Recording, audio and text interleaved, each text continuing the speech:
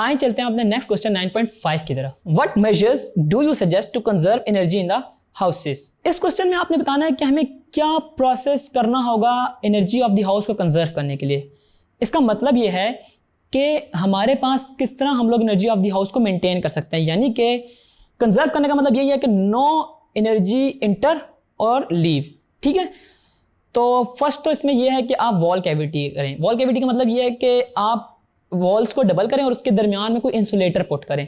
ठीक है, तो ये आपके पास पहला तरीका कि आप डबल करें वॉल को और उसके अंदर कोई ना कोई इंसुलेटर यानी फोम वूल वगैरह पुट कर सकते हैं।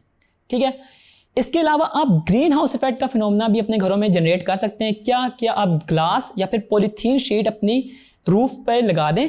उससे होगा क्या कि आपके जो सनलाइट है वो हमारे इंटर नहीं हो सकेगी और वो उसको रेस्ट्रिक्ट करेगी, जिसकी वजह से आपका जो घरों का टेम्परेचर होगा वो मेंटेन रहेगा। और इसके अलावा हमारे पास तीसरा तरीका ये है कि हम अपने घरों में सफाई रखें। जो हमारे रेफ्रिजरेटर्स हैं इनकी कूलिंग करें, इनके जो बैक साइड पे हमारे कॉइल्स होती हैं इनको कूल करें। ठीक है, और एक बात जहन में रखें कि जो अपना रेफ्रिजरेटर है उसको हीटिंग प्लेस से दूर रखें, यानी कि अपने किचन वगैरह में मत रखें, उसको दूर रखें।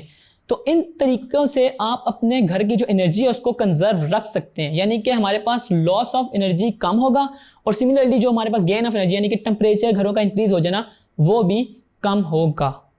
और अगर आपने पेपर में इस क्वेश्चन को एक्सप्लेन करना है तो आपने इन्हीं 3-4 पॉइंट्स को लिखना है जो मैंने अभी आपको बताए हैं।